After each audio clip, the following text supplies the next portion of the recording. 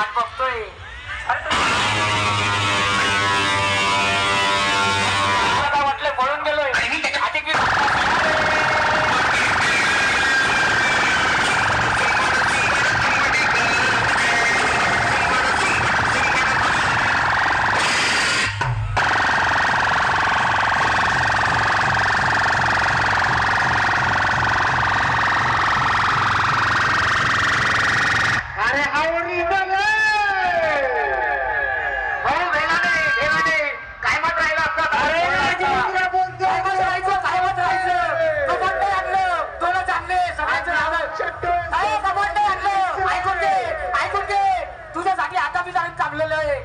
पळून जात नाही.